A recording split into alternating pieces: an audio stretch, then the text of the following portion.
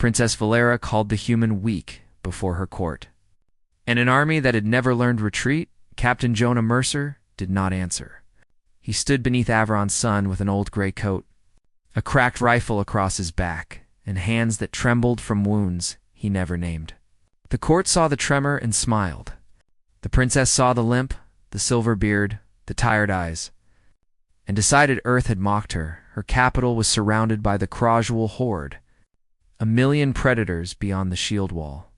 And humanity had sent one old man who looked like he needed a bed more than a battlefield. Valera leaned from her throne and said, "This is Earth's champion. He looks breakable." Then the weak human looked toward the horizon, and every sensor in the palace began to scream.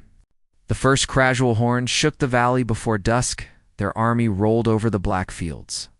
Siege beasts taller than towers, walkers dragging plasma claws, infantry wearing skulls as prayer charms. Valera had read reports.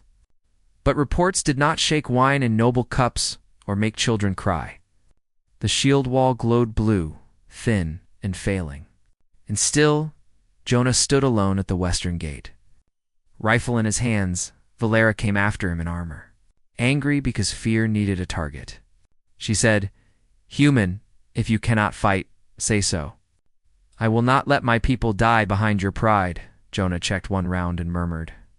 "Princess Pride gets young soldiers killed. I am here because I ran out of pride long ago." That was the first time Valera noticed the Krajul banners stopping. Across the killing field, the front ranks slowed, then halted. The halt spread backward like poison, beasts digging claws into ash, officers roaring orders, engines coughing as drivers refused to advance. A million monsters had crossed 4 systems for her throne. Yet now, they stared at one old human by a gate. Her commander called it a trick. Her priests called it sorcery. But the Krajul were not praying.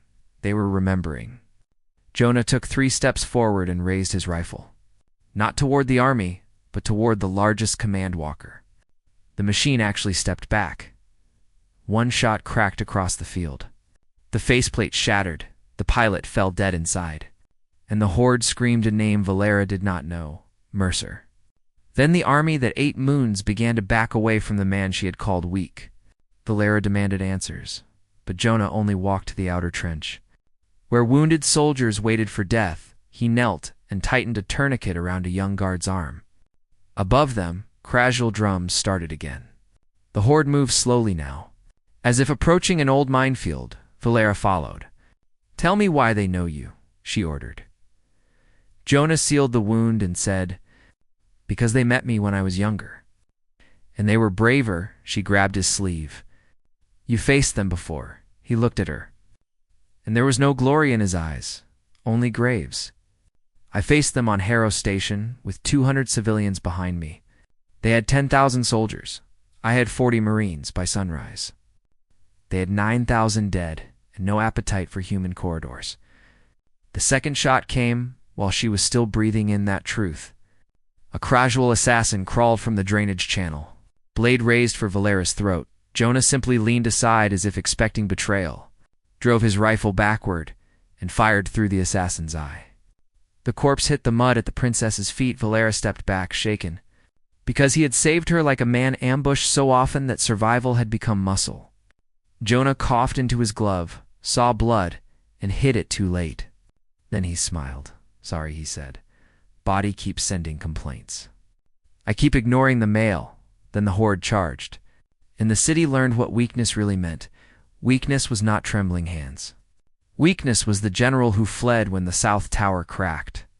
Weakness was the noble who locked refugees outside a bunker. Weakness was the captain who ordered children moved behind soldiers, then stood in front of those soldiers when the gate broke. Jonah became the hinge of the battle.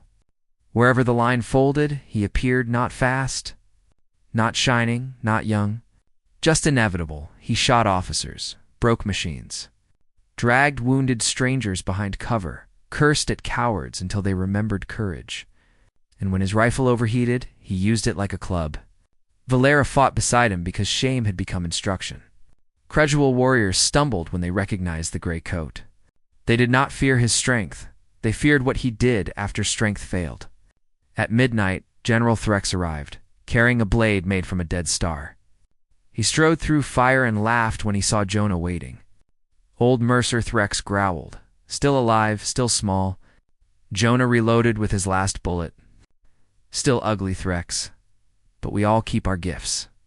Valera tried to step between them. Jonah touched her shoulder and shook his head. This one remembers Harrow. Let him remember the end too. The battlefield went silent enough to hear ash falling. Threx charged. Jonah did not dodge cleanly. The blade tore his coat and opened his side. Valera screamed his name. Jonah fell to one knee. And every Krajuel roared, but the old captain had fallen exactly where he meant to fall. Beneath the warlord's guard, close enough to press his rifle against the scar under Threx's armor. One bullet left, one breath left, one promise older than kingdoms. Jonah fired. The shot passed through Threx's heart and detonated the command parasite fused to his spine. The warlord staggered and whispered, "Impossible?" Jonah answered, "No, just human," when Threx fell. The horde broke. They ran from the gate, from the trenches, from the burning fields, dropping banners, abandoning siege beasts, trampling officers who ordered them forward. The army Valera had believed unstoppable fled into the dark because the ghosts of Harrow Station had stood again. Weak, old, bleeding, and still more terrifying than victory. Dawn found the capital alive, its walls ruined. Its people singing with cracked voices. Valera found Jonah sitting against the gate. Pale but breathing, empty rifle across his knees. She knelt before him. "I called you weak." She said. Jonah smiled. "You were not wrong, Highness. I hurt, I tire, I fear. Humans are weak all the time." She looked at the horizon, then why did they run? Jonah closed his eyes and whispered, "Because we learned long ago that being weak is not the same as being finished.